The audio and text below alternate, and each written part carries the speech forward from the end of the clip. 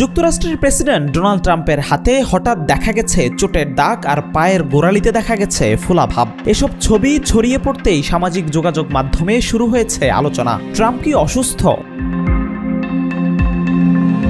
তবে দ্রুত এসব গুঞ্জনের জবাব দিয়েছে হোয়াইট হাউস। বৃহস্পতিবারের নিয়মিত প্রেস ব্রিফিংয়ে প্রেসিডেন্টের স্বাস্থ্য পরিস্থিতি নিয়ে বিস্তারিত ব্যাখ্যা দিয়েছেন হোয়াইট হাউসের মুখপাত্র ক্যারোলাইন লেভিট। তিনি প্রেসিডেন্টের ব্যক্তিগত চিকিৎসক ক্যাপ্টেন ডক্টর শনের একটি চিঠি সাংবাদিকদের সামনে পড়ে শোনান। চিঠিতে বলা হয়েছে, ট্রাম্পের পায়ের ফোলা বয়সজনিত একটি পরিচিত শারীরিক অবস্থা, চিকিৎসা পরিভাষায় যেটিকে বলা হয় ক্রনিক ভেনাস ইনসাফিসিয়েন্সি। এই রোগে পায়ের রক্তনালীতে স্বাভাবিক কার্যকারিতা দুর্বল হয়ে পড়ে, ফলে পায়ের নিচের অংশে ফোলা ভাব দেখা যায়।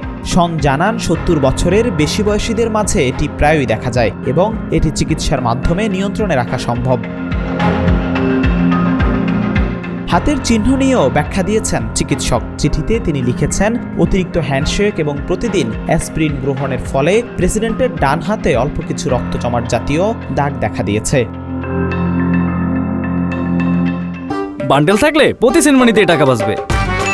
বিকাশ সেনমানি বান্ডেল কিনে জিতুন প্রতি লেনদেনে। প্রসঙ্গত, প্রেসিডেন্ট ট্রাম্প নিয়মিত অ্যাসপিরিন খান হৃদরোগজনিত জটিলতার প্রতিরোধে।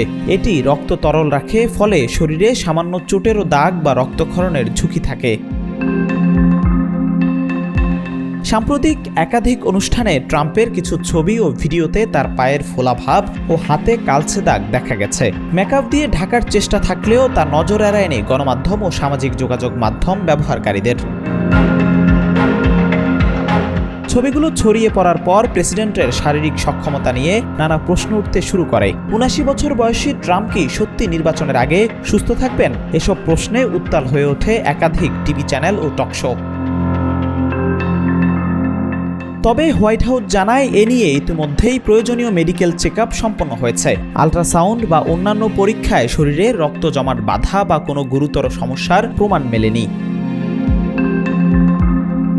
চিকিৎসক শনের ভাষ্যমতে, প্রেসিডেন্টের হৃদযন্ত্র, কিডনি, ফুসফুস ও অন্যান্য অঙ্গপ্রত্যঙ্গ সুস্থ আছে, তার মধ্যে কোনো দীর্ঘমেয়াদী রোগের লক্ষণ নেই। এমনকি চিঠির শেষাংশে চিকিৎসক স্পষ্ট করে লিখেছেন, প্রেসিডেন্টের স্বাস্থ্য এখনও চমৎকার, কোনো চিকিৎসা সংক্রান্ত উদ্বেগের প্রয়োজন নেই।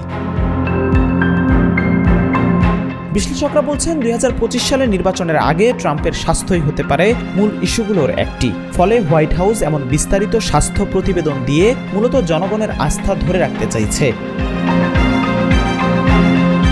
তবে ডেমোক্র্যাটিক শিবিরের অনেকে দাবি করছেন, ট্রাম্পের স্বাস্থ্য পরিস্থিতি একেবারেই স্বাভাবিক। এই দাবি পুরোপুরি গ্রহণযোগ্য নয়। তারা প্রেসিডেন্টের পূর্ণ মেডিকেল রিপোর্ট প্রকাশের দাবি জানিয়েছে।